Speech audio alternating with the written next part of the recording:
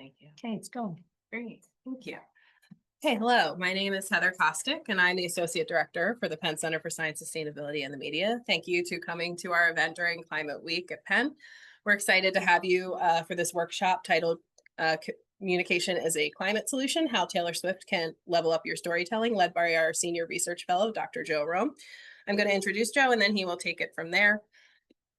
Joe Romm holds a PhD in physics from MIT and has authored countless articles and 10 books in the areas of climate change, clean energy, and communications.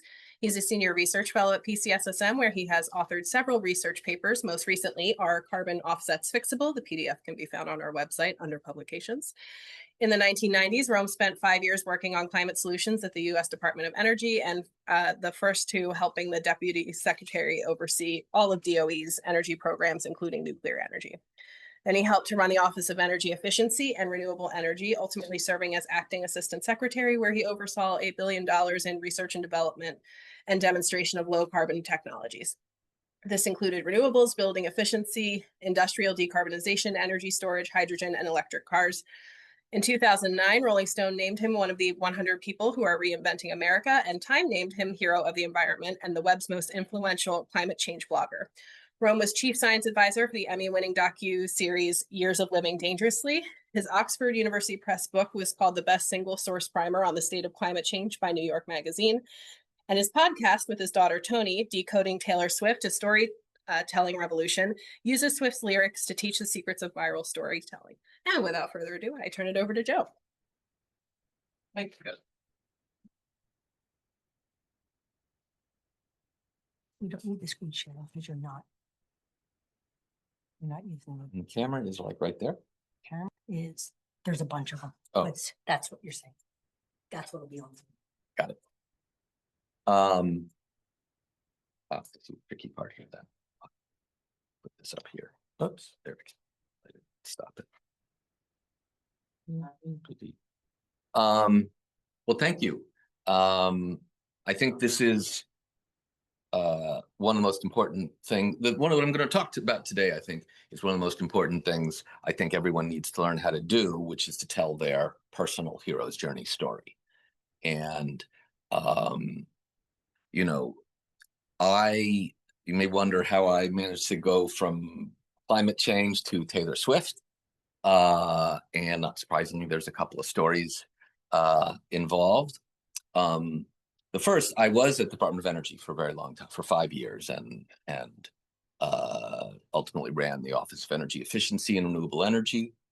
And then I spent about a decade doing a lot of clean energy consulting and working with companies to reduce greenhouse gas emissions until that future was hit by a wall of water on August 29, 2005. That was when Hurricane Katrina made landfall. And my brother happened to live in Pass Christian, Mississippi, which was the site of the worst storm surge ever recorded in US history, about 27 to 28 feet. And that, needless to say, turned his inside of his house like the inside of a washing machine, and it was very devastating. And so he, a few weeks later, actually asked me a question that is one of the reasons I'm here. He asked me if he should rebuild his home. And that got me thinking, well, I should be able to answer that question. And so I started talking to scientists and reading literature and going to seminars. And I realized the situation was more dire than I thought, but that scientists and the media weren't doing a good job of communicating that to the public. So I decided to become a full-time communicator. My parents had been writers. My father was a newspaper editor for 30 years. But not a high-paying profession. So I decided to go into physics because my uncle was a brilliant physicist. But I thought, I wanted to contribute on the communications front, and ultimately was able to launch a blog at the Center for American Progress that became quite popular over 12 years. And I did like 2,000 posts, kind of got obsessed about it. And that was how I went from, being a clean energy expert to being a communicator. But I still was not a great storyteller. That is a different storm that hit. That was having a daughter. And when my daughter was 3, she started saying blah, blah, blah to me. And kids repeat things they hear. So it was okay with me if she did, if she knew what they meant, knew what the words meant. So I said, do you know what blah, blah, blah means? And she paused and said, it's when daddy says something that doesn't matter.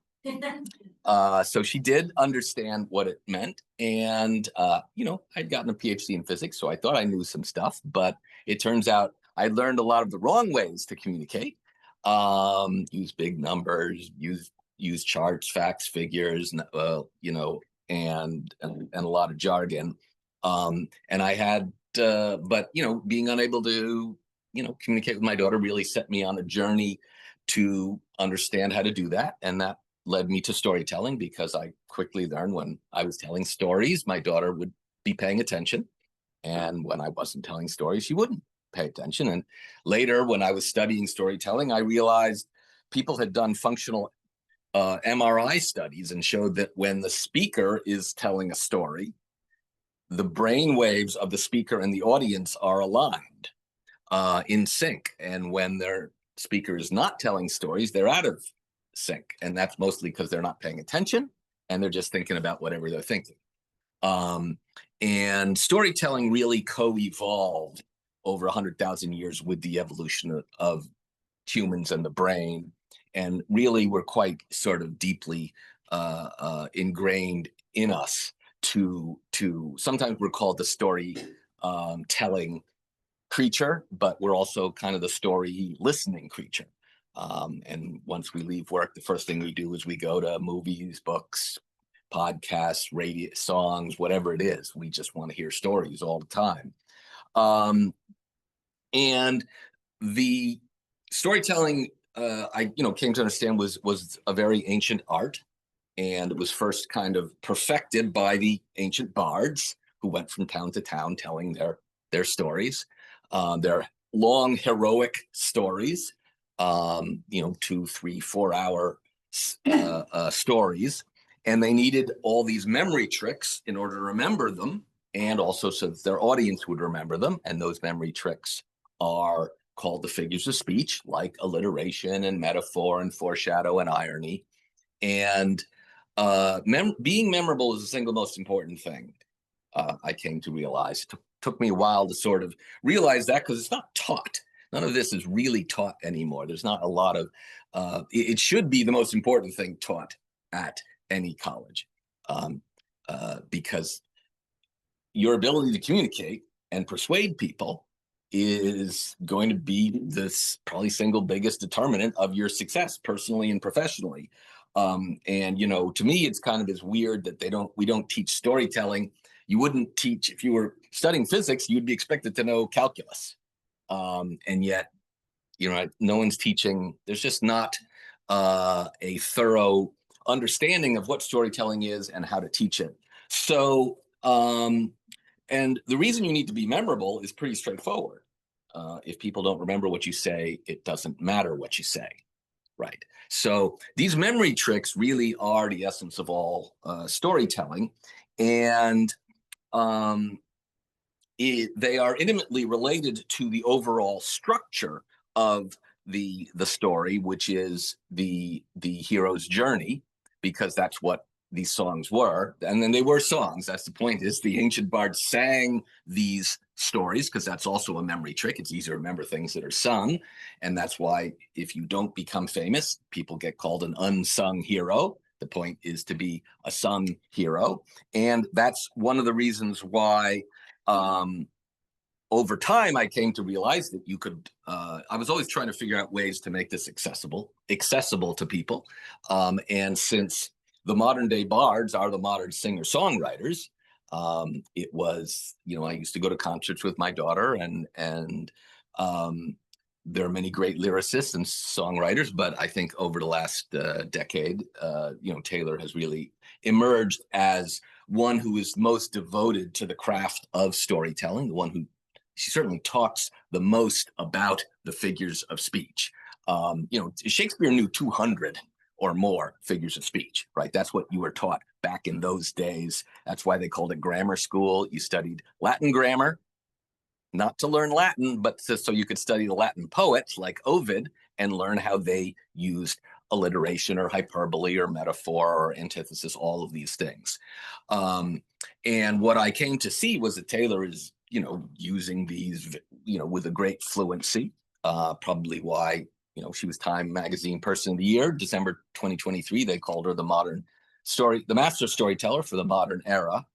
And ultimately, I did decide to launch this podcast with my daughter to use those lyrics as a way to teach people storytelling. And let me dive into a little bit of what we're talking about here. So the most important thing structurally is this idea of the hero's journey.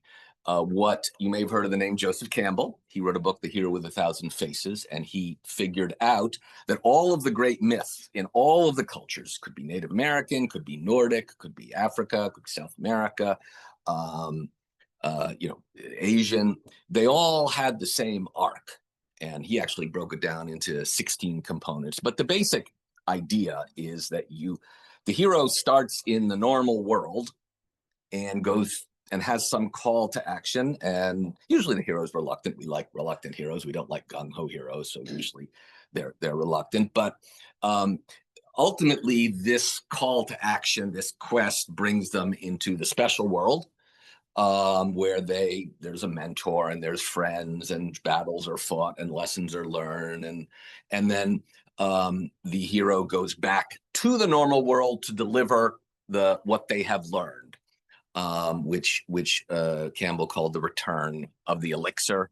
Because sometimes in the old hero's journey stories, like the King Arthur tales, the Holy Grail is Jesus's chalice. King Arthur gets sick. The Knights of the Round Table get sent out to get the Holy Grail and bring it back so King Arthur can drink of it and be cured. But in general, the thing that's brought back these days is knowledge. And when you tell your hero's journey, you're going to be telling a story where you went through a whole journey to acquire knowledge that you're now bringing. And so your classic story, probably the best exemplar of the hero's journey story filmed, I would say, would be The Wizard of Oz. Because they actually start in the black and white world of Kansas, right? And she, has the thing that sends her running is, of course, the threat to her dog Toto. And so she runs away from home and she gets swept up in a tornado and taken to the special world of Oz, where she does have the mentor. She does have this, often it's very strange friends. It could be a Tin Man, could be a Chewbacca, could be a talking donkey, could be a robot. Almost anything these days counts. Ultimately, so she can come back and learn a lesson that she then brings back home to the black and white world of Kansas, which is, of course, there's no place like home. And usually these are ironic. Usually the lessons are ironic. That is to say, she had to run away from home to learn that there's no place like home. And obviously the Wizard of Oz is filled with irony, with the wizard who isn't really, who was a fake wizard. And another classic lesson learned is in Spider-Man. Peter Parker doesn't use his powers to stop the robber. The robber kills his gentle Uncle Ben, and he learns the lesson: with great power comes great responsibility. So that's sort of the standard arc of the story. And what you'll see, and sort of one key aspect of it is maybe the most seminal one, I think, is one, because Taylor, a lot of her songs are hero's journey stories, or what I would call reverse hero's journey stories, where there's a crash and burn rather than a great rise to occasion. But she wrote a song called Antihero. And the first line is, I have this thing where I get older, but just never wiser. Right. So that's the defining quality of the antihero, is that they don't get wiser. right? The defining feature of the hero is that they get wiser, right? They grow, right? They learn. Sometimes they acquire superpowers, but a lot of times it's internal growth and internal knowledge. And in the heroes, in these stories, whether it's a rise story or a crash and burn story, it's always going to typically have foreshadow, right? That's the point. The point in creating this story is that the elements of the story are foreshadowed. So it's one reason, I tell the story of the blah, blah, blah story. I was telling it before I knew that it was a hero's journey story, but that is a hero's journey story where, I am going along through life and, get this kind of shock to the system from my daughter. And that sets me on a different path to acquire knowledge, which then I come and bring back to you and others. And the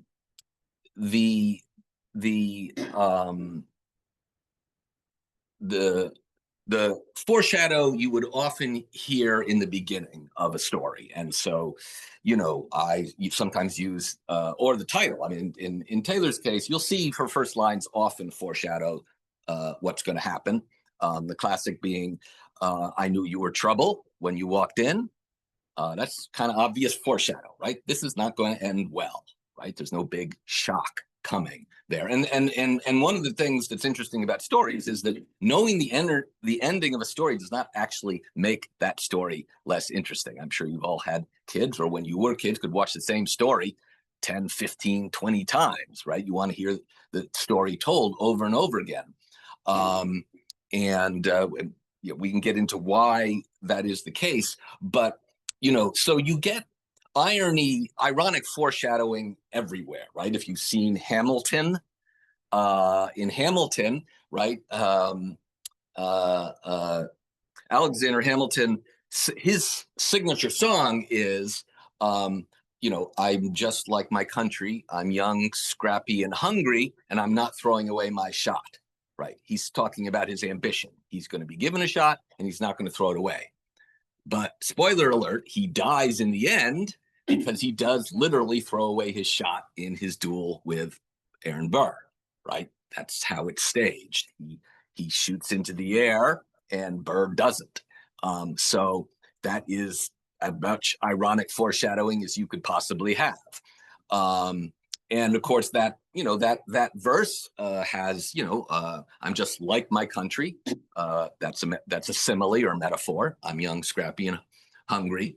So, you see these figures of speech are used in combination, and that's typically what you would see with any great storyteller. So Taylor, the first line of "I Knew You Were Trouble" is, "Once upon a time, a few mistakes ago."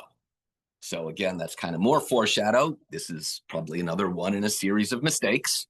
But "once upon a time" is a very unusual line to open up a song, because it's usually about a fairy tale, not about something that crashes and burns. But what it is, I believe, is actually a reference, an allusion, which is also another figure of speech, to one of the most famous songs ever written in rock and roll, which is "Like a Rolling Stone" by Bob Dylan. You may have seen the Timothée Chalamet movie. That song begins, "Once upon a time, you dressed so fine, you threw the bums a dime in your prime, didn't you?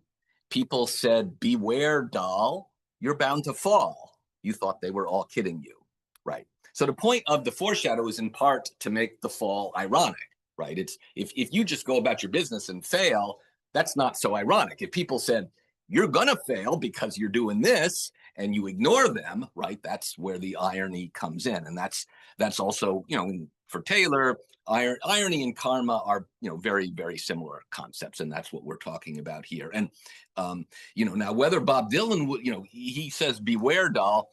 One of the most famous uses of foreshadow in all of literature uses the same word, beware, which of course is Julius Caesar, beware the Ides of March, right? That's the soothsayer. The soothsayer says to Caesar, right? Beware the Ides of March. And Caesar ends up saying, you know, oh, he's a dreamer, let him pass. And obviously we all know he's going to die on the Ides of March. So, but again, that's just that when you're telling these stories, you do have to, people want to see circular stories.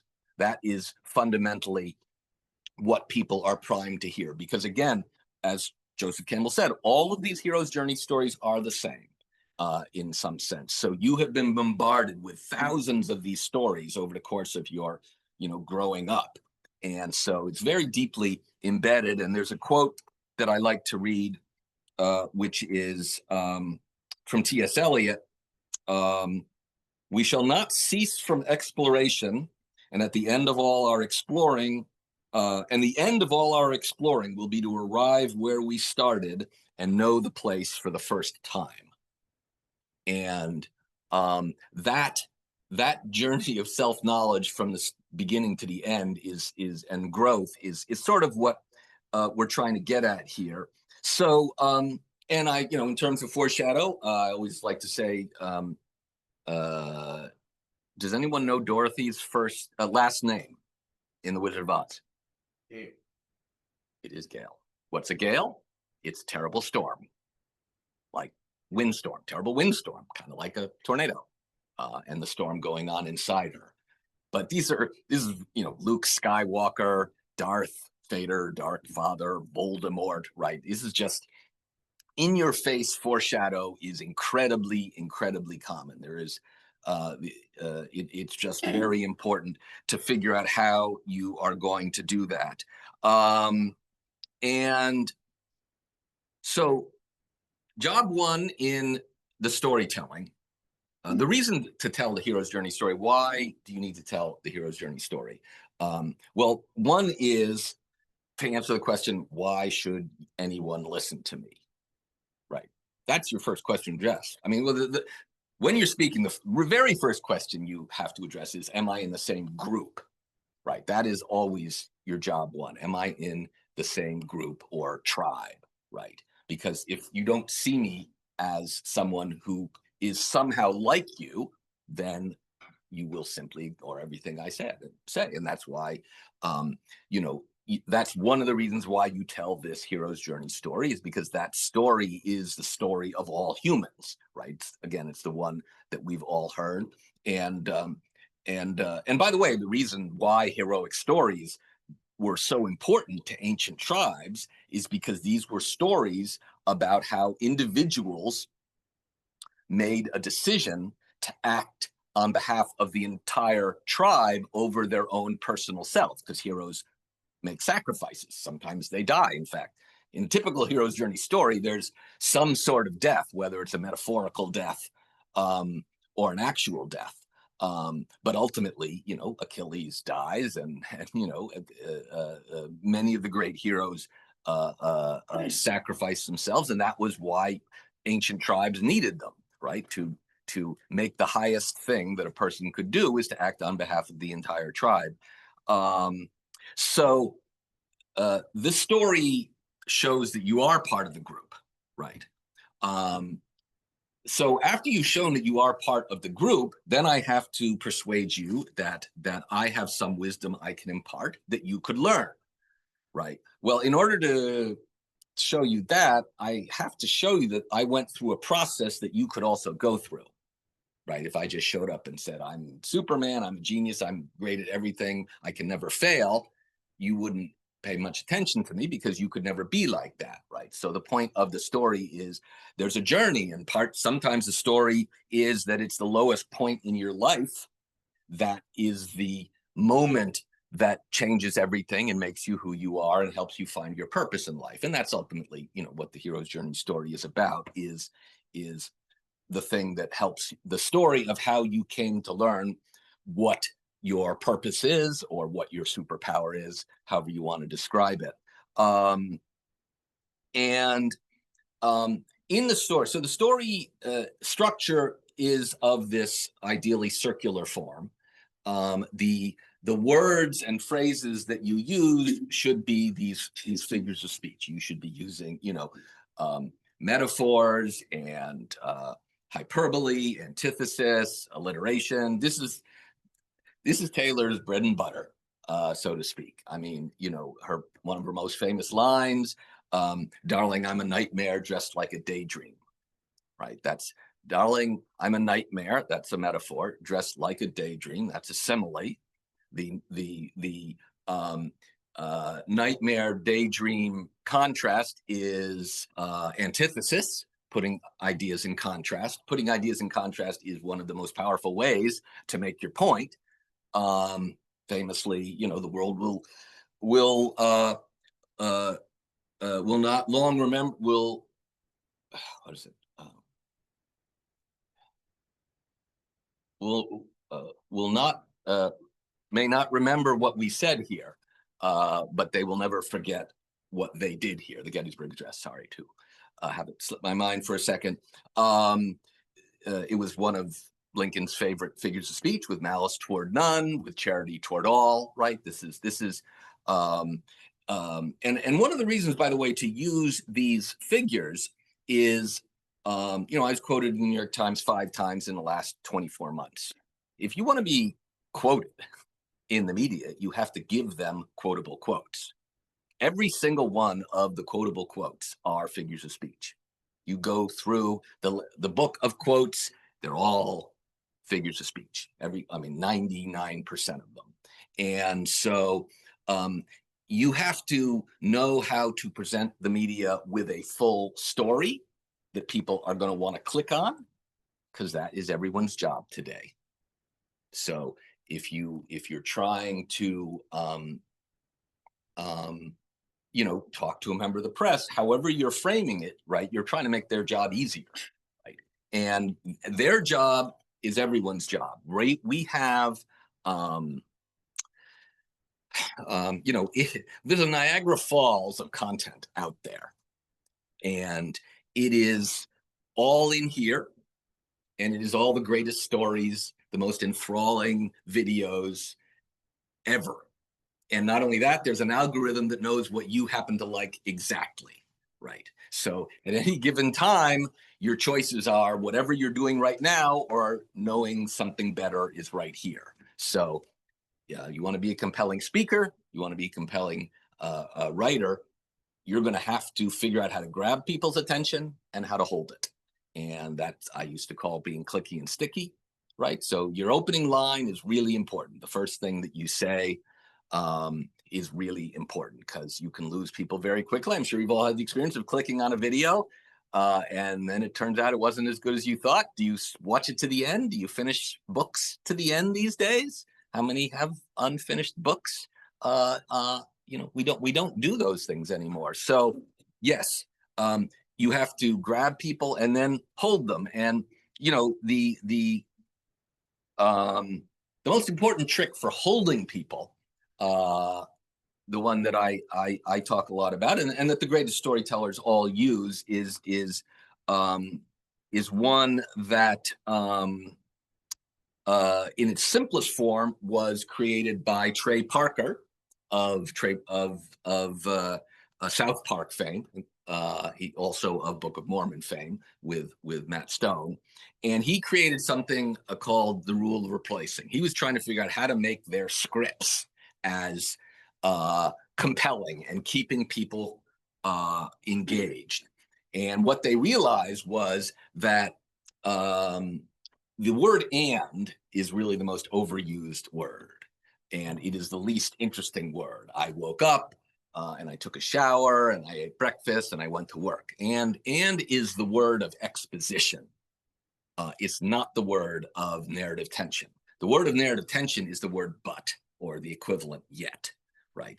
Buts are the thing that introduce tension. It's like if I brought you in for a job evaluation and after a few months, and I said to you, you know, you're really doing a good job and everyone likes you, but, right? Well, your heart's going to sink a little bit. You know, but is the word that when you use it, right, it's saying everything I just said, you know, I'm about to, wipe it away and change everything. So what Trey Parker realized is they could go through the scripts and circle the, or speeches or whatever it is, and circle the word and try to replace them as often with the word but. And as it turns out, the people who are great storytellers have a very high ratio of buts to ands. And you can check them; they're online. You know, the ratio of buts to ands in the Sermon on the Mount is about 30. That is to say, there's about 30 buts for every 100 ands. In fact, there's 29 buts and like 99 ands. And the works of Shakespeare have an average of 27 to 28. The works of Taylor Swift have about a 27 to 28. You need to use the word but a lot more. We have a whole episode on that about actually Taylor's song, But Daddy, I Love Him, which has more buts in it than, it's a higher ratio of buts than any, I mean, it has like, the ratio of buts to ands is like 60 or something. It's just way off the charts. And in fact, All Too Well, which is 10 and a half minutes, still has, I think, what, 11 or 12 buts. It is the word that when you're at a loss to think of what to do, just write the word but and figure out what the but is, right? Because it's the thing that keeps people engaged. So I'm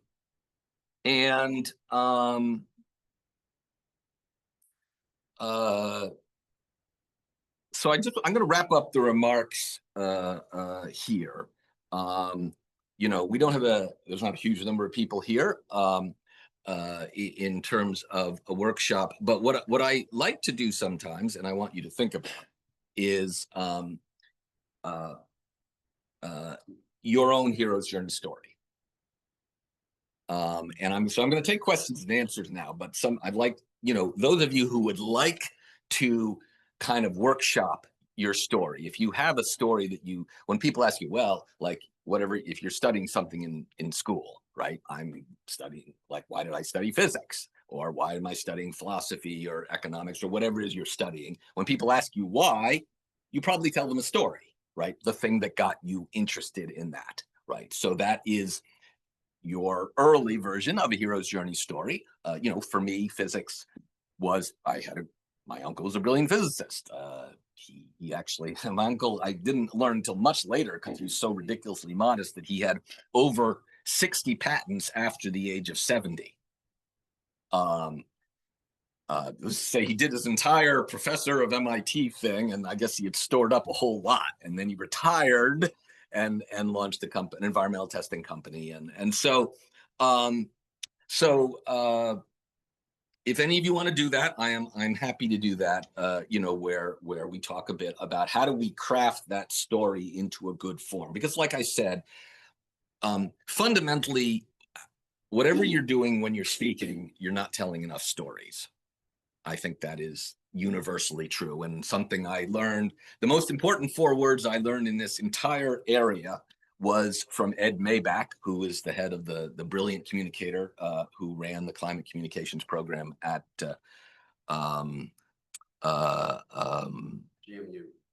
George Mason University. I was on a climate communicators a platform with him in 2015 at the White House, and he said, "Numbers numb, stories sell." And the minute I heard, I knew I was going to steal it from him. In fact, I told him afterwards that I'm going to steal this from you, but I will credit you. And by the way, numbers numb, stories sell is many figures of speech, right? It's not, you know, when you repeat the first letter, right? That's alliteration, right? Alliteration is the most important elemental figure of speech. Nothing is simpler than repeating the first letter. If you repeat an interior vowel, that is assonance, and if you repeat an interior consonant, that is consonance. If you look at Taylor's new album, which is The Life of a Showgirl, and just to give you an idea of how good she is, Taylor's album has 12 songs on it. In its first week, they are the top 12 songs on the Hot 100, Billboard Hot 100. and she has had her last album, Tortured Poets Department, had the top 14 songs on the Billboard Hot 100, and the album before that had the top 10. That was Midnight's. No other musician has ever done that once, and she has done it in 3 consecutive albums. The #1 song in America today is "The Fate of Ophelia," which repeats the F sound, "Fate of Ophelia." That album also has a song called "Father Figure," which also uses alliteration and consonants. And in fact, in the movie where she discusses why she liked Father Figure, she says, "I really love alliteration." And then the final song is "The Life of a Showgirl," which is, again, 2 F's, "Life of a Showgirl," right? She's not doing this sort of thing by accident.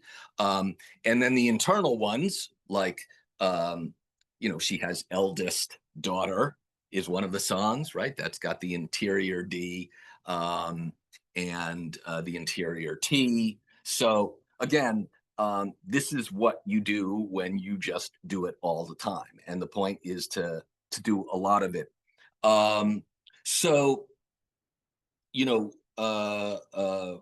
Ultimately, we're trying to come up with a catchy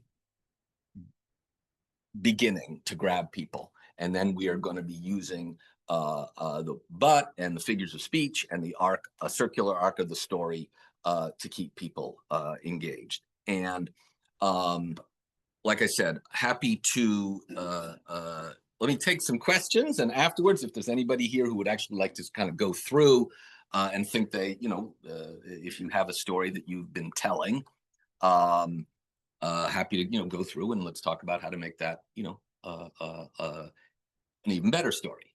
But I'll take questions, please. That do you have anywhere the hero overcomes their delusions or problems or whatever, but yet the challenges keep getting bigger, and so you can't ever say that they're really, it's not circular. It doesn't come to that conclusion. Like maybe the Wizard of Oz is like that because she thinks the wizard is going to solve her problem, but it turns out he doesn't. Right. Really.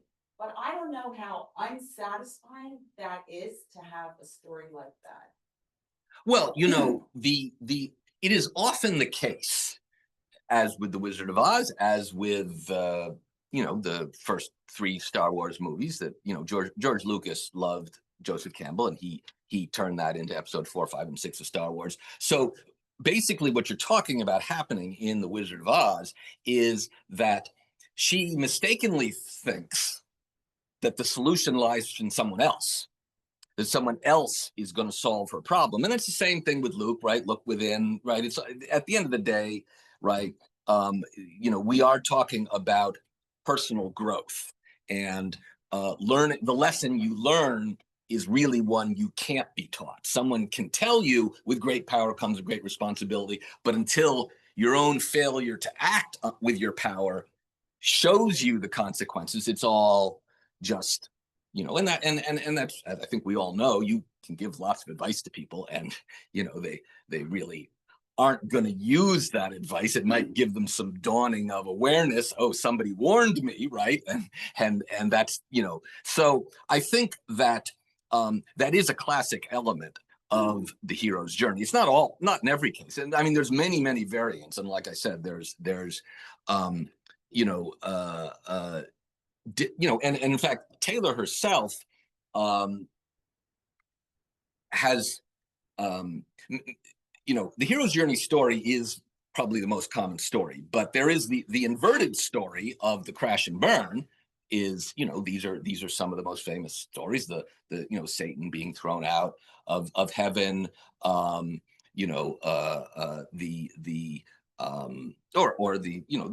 song Bob Dylan sings, right? That crash and burn story. But what's interesting with what Taylor is doing is even though she is telling a crash and burn story herself, she has, outside of the song, she has elevated it to a very empowering thing, which is she has learned how to take that story and make it something people want to hear. And from my perspective, she is also giving a lessons learned to the listener, right? She is in fact imparting wisdom to the listener if they're primed to hear it, which is, guess what? Listen to your gut, right? In that song. If you knew the person was trouble, then act like you knew that, right? Don't ignore that inner voice of yours. So there's a lot of subtleties in how you do this story. But I think it is definitely it is definitely a challenge, I think, for any speaker to realize that it's very hard to impart a lot of wisdom. That was what got me doing a lot of this, was sort of my realization after giving my speeches a long time ago, that I would ask people afterwards what they remembered, right? And it turns out they don't remember very much, right? And the only things that people will remember are the things that are the memory tricks and the things that you repeat. And that's the other big secret of the world, which our president is very good at. But repetition is the single most important memory trick that there ever was, right? If you want to memorize something, you generally just repeat it over and over again. Is that answer your question? What? People will remember how they felt. Yeah, well, and if you really study the figures of speech, which were codified by the ancient Greeks, they are designed to create emotions, right? The purpose of there are two different types of figures of speech. There's ones which are like alliteration. They're just verbal memory tricks. But then there are the ones that are tropes that actually change the meaning, right? And one of the reasons why metaphors are so powerful is that they force you to, when I use a metaphor, I'm trying to use, like if I said, that carbon dioxide, emissions from burning fossil fuels, coal and gas, pile up like a blanket over the earth. And the more you emit, the more blankets you put on, right? It's not scientifically accurate, but it's a metaphor. Point of metaphors, the reason why metaphors are so powerful is because I'm trying to communicate something to you that you don't know by comparing it to something that you do know, right? And that's why they're kind of mini stories. And so, but according to the social science literature, one of the reasons why they stay encoded in your brain is because they force you to do a little more mental processing, right? So the number 2 song in America today, which is the number 3 on the album, is titled Opalite, which is a man-made version of opal. And as Taylor explained why she picked it, she said it was meant to be a metaphor, explicitly to show that to get what you want in life, it's not as much what you're born with, but what you as a human craft it to be. That is the point of that song. And the other point of the song, of course, is that her fiance, Travis Kelce, was born in October, and the birthstone for October is opal. So you get to kill 2 birds with 1 stone, as she often does. Sorry, back there, yes. So you were saying, you talked about this part of making people feel like they can be a part of their movement. The climate. I'm assuming this is like you're coming into a crowd that has selected you to speak, and you're trying to get across information and tell stories, and you're getting to know who they are and what their commonalities are. Is that what I'm like? Is that the kind of Yes, right. Look, one of the points of telling your personal story is that it's not in dispute, right? I could come in and say, "Oh, you have to cut greenhouse gas emissions," right? Well, that's in dispute, right? And that's an abstract idea, and we could argue it. We could argue whether people will argue whether we need to do it, and if they agree that we need to do it, they'd argue how we do it and who should pay and all that stuff, right? So the point of the personal story is that it is it is a personal, it's authentic, right? There's no, look, you read Thinking Fast and Slow by Dan Kahneman. I hope everyone has read that or some of his work, the man who won the Nobel Prize in Economics for helping to create behavioral economics and showing that people aren't actually rational actors the way that many economists had assumed. So we all have these shortcuts, right? We have mental shortcuts in order to figure out stuff and not have to use a lot of processing power in our brain, because our brain uses 20 to 25% of our metabolism, right? And we don't have time most of the time to do this thinking, right? So if you're on the savannah 100,000 years ago and everyone in the tribe is running that way and you hear a noise in that direction, your choice would be, well, I'm just going to wait and see what this is, or I'm simply going to run in the same direction as everyone else, right? And the people who did the running with everyone else survived, and the people who spent some time and were like, nah, I'm going to wait and find out, right? Those people didn't survive. So we have these mental shortcuts, and now I'm up now. Got a whole presentation going on. I think that's around, so. All right, I'm gonna finish. It's not been gonna be. Oh, I see. All right. Something else, and I'm just writing to you guys. What is going on? I got it. Well, it just goes to show you there's always going to be competition. So yes, we have these shortcuts.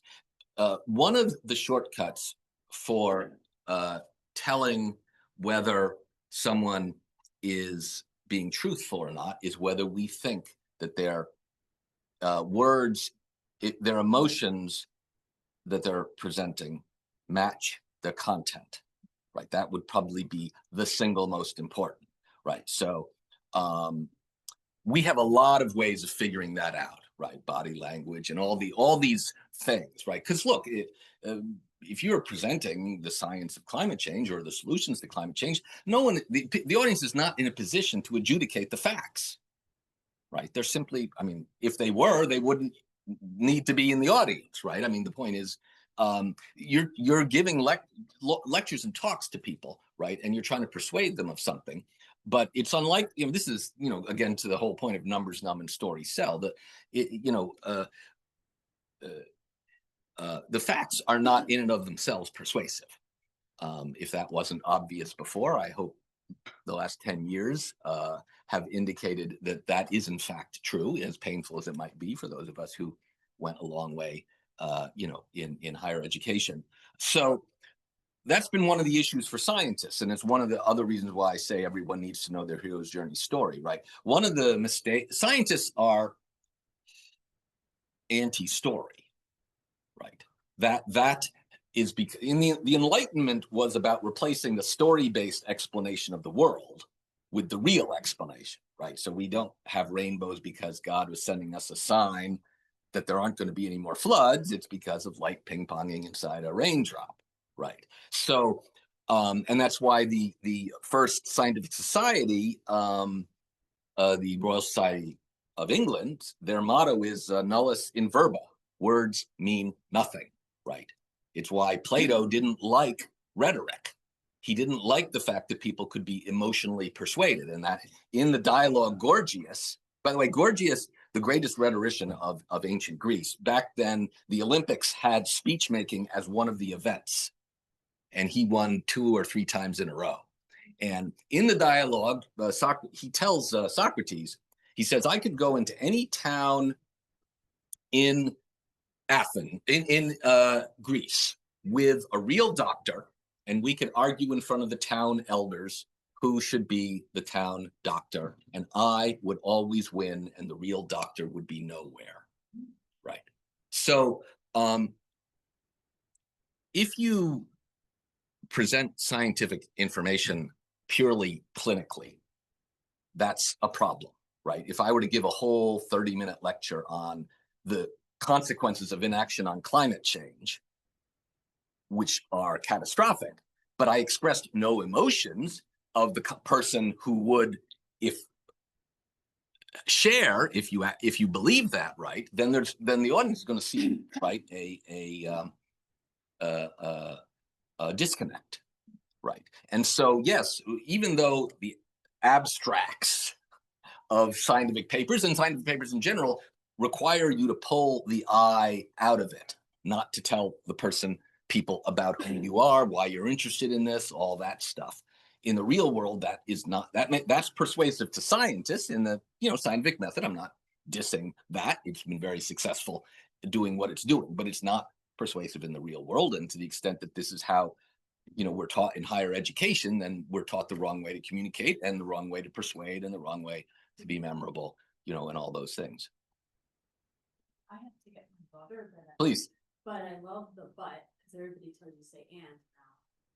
Like, it's a great tactic, and you're right, I love this idea that nobody can really speak against your story unless you find out somebody's not. But yeah, very helpful to me. Sure. Thank you for coming. I was gonna ask a follow-up question. Sure. So the reality is that we're not communicating in a vacuum, those of us trying Right. to communicate about climate and climate solutions, but in this headwind of a Yeah. very organized and orchestrated effort to confuse the public and to confuse policymakers. And the other side is extremely skilled in all of the ways that you have Yeah. described and characterized. They understand Yeah. the sort of the science of communication and have weaponized it for their own purposes. And that's sort of that's where we are, right? Yes.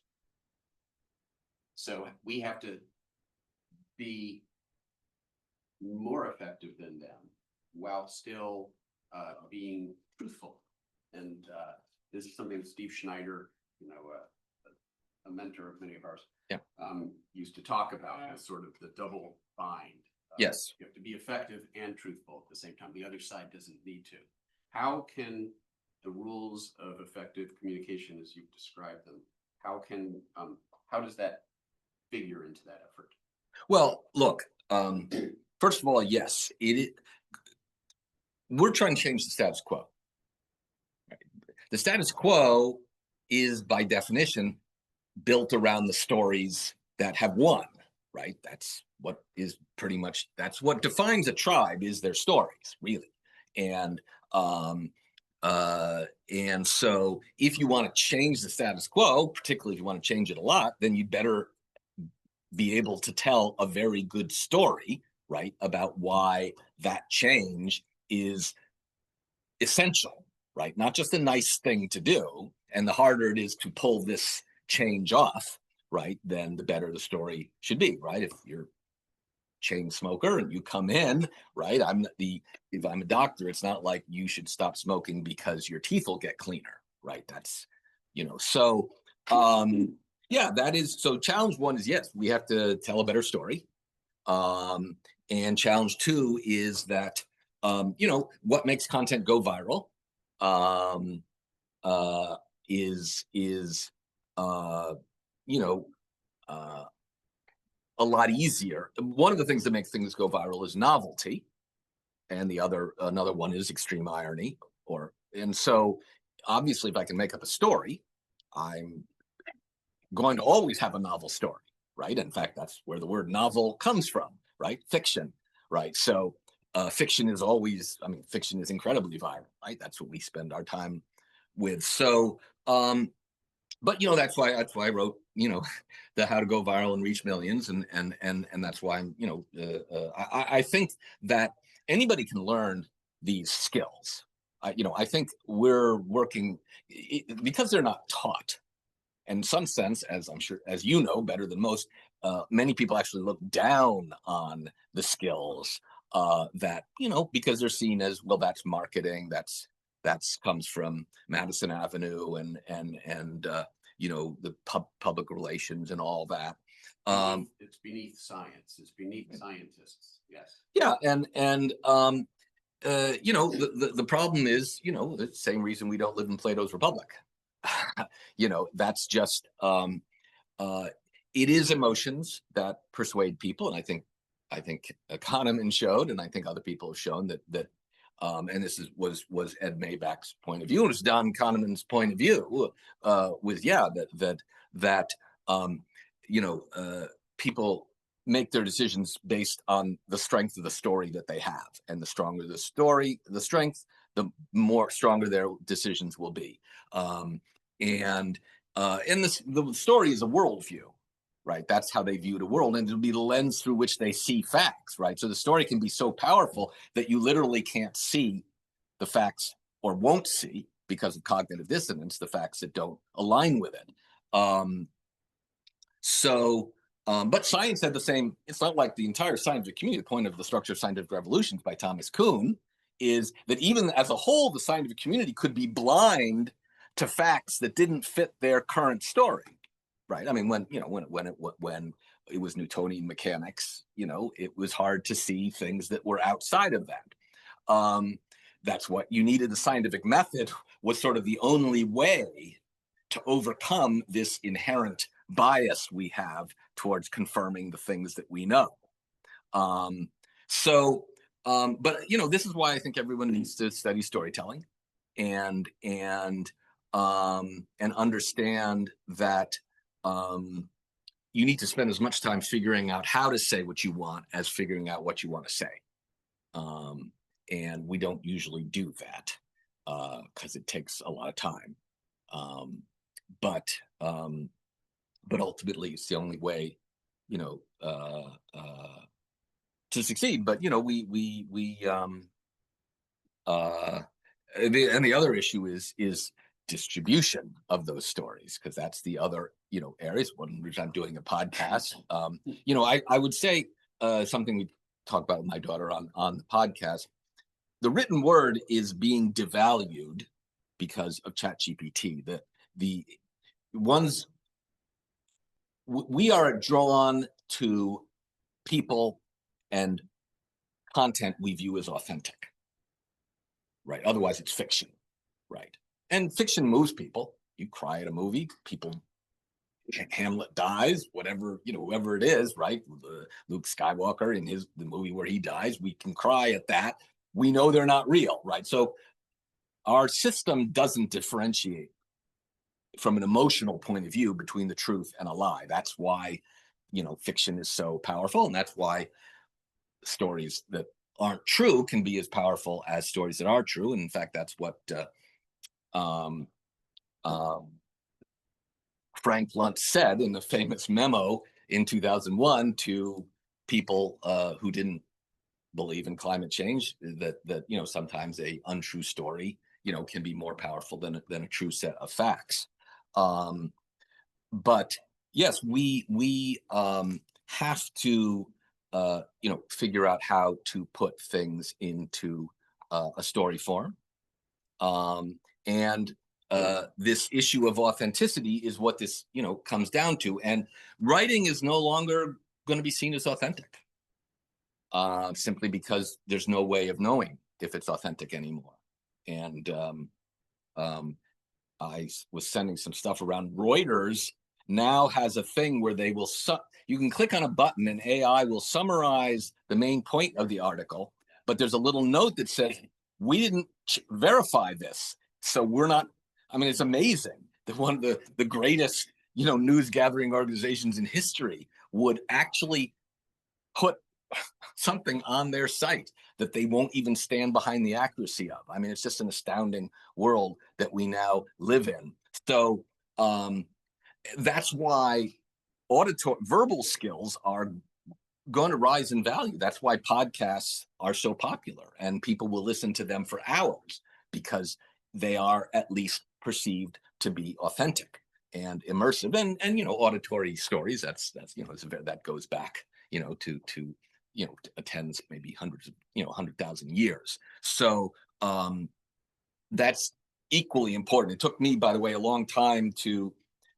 I learned how to write this way long before I made myself try to always speak this way, because the speaking was very deeply ingrained from all this higher education, right? You can change how you write pretty straightforwardly, but speaking is just a different skill you have to learn.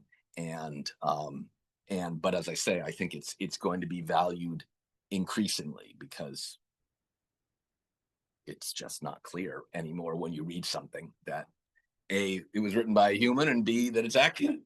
I'd like to go back to the point that you made, that it was beneath the scientists to communicate this way. And I'm trying to write a story about actual heroes who are fighting climate change. And according to their first responders, to be a hero is not to be a professional. So they are resisting having their story told in this way, which makes it really hard because you can't make them hero. They don't want to be the hero. They refuse to have the story told that way. So to actually show what these organizations are doing with people, and it could maybe apply even to, say, administrators in an office who don't want to be called out to say, I was a hero, I did this, incredible thing. You have to kind of make them as a group or something, like not an individual, which takes away a lot of the personal communication of what a person might be going through. And that could be part of the challenge why we don't have a lot of these stories, because they just do not feel that making one individual in the team the hero is actually destructive to the team expert and their expertise or their ability to be successful. And they've explained this to me, saying that, when someone acts like as a hero, when they're really doing truly heroic things, they'll say, well, all our lives depend on this person, but we don't want to doubt that they're doing it for their own interest. We need to know that we're all here doing it for the right reasons, for the safety of the people that we've come to save or whatever. So I don't know if it's going to be an easy way to write this, but I think it's a worthwhile story because these people have been actually on the front lines of climate change, and you can see their story starting to evolve as they go through these disasters and learn it's bigger than we thought. So it does have this innocence of the initial encounter where they're defeated, and then you go on to expand their awareness of what the problem is. And it starts to actually expand. And as I could see, they have a journey for sure. The first. Yeah, you don't have to call it. You don't have to call it a hero's journey. I don't. In other words, I'm not. That's just the name for the story, right? And I think, look, there are lots of ways of telling the story and lots of ways of framing it. And by the way, heroic teams are very popular, like the Avengers and the Justice League, and Suicide Squad, and you name it. So I think, I'm not saying many people are very modest. There's no question. But scientists are trained again to pull themselves out of the equation. The problem is just that in a world where you want to bring about change, the forces against change, the status quo, are rich, powerful, and if you don't tell a story, in particular, where you are the hero of what in one form or another, the people who don't want change are likely to tell a story where you're the villain, and that's what's happened. We have gotten to the point where scientists have been thoroughly villainized in a ridiculous fashion, as, for instance, being in it for the money, which you would only think if you didn't know scientists. But I can tell you, people actually believe that. But again, it comes from, we don't have luxury. No one has the luxury anymore of hoping someone else will tell their story. And that's, I would often go around saying, there used to be a whole profession of people whose job was to translate science to the public. We called them science journalists or climate journalists, and that basically is dead. It's not, it's certainly, as an official job at a major media outlet, there just aren't very many of those. Most of the ones that Mike and I know are all, freelancers now, or or, you know, they found something productive, but, you know, they're not, you know, we don't see science sections in newspapers. They're all health sections, or they've been shut down. We don't even see book review sections. I mean, there's not. So, yes, no one has the luxury of waiting around for someone else to tell their story. Now, maybe they don't, you know, there are plenty of I'm an introverted person. You know, I think it's understandable why people may not want to be singled out. But if you read the newspapers, most of the stories begin with a personal, you have to find some, you can usually find, I mean, you have to find somebody, yes, who is willing to have their story told. You don't have to, I mean, your job is to put it in a form which is acceptable to them, that is still, you know, but there's no escape from it, right? I mean, there's no escape from it, I don't think. The problem is which stories are being told. Yeah. Because what we're seeing right now is media companies, social media being bought out by the very status quo entities that we're talking about. Yeah. And so we are seeing their narratives and their stories promoted at a scale that is almost, you know, that is inaccessible to us. And so how does one compete in that environment is sort of, I think, one of the questions.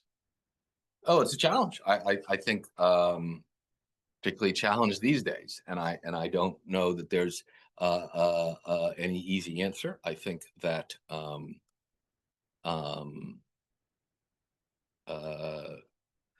it would be nice to see more classes and you know, a greater effort at universities to teach this sort of thing.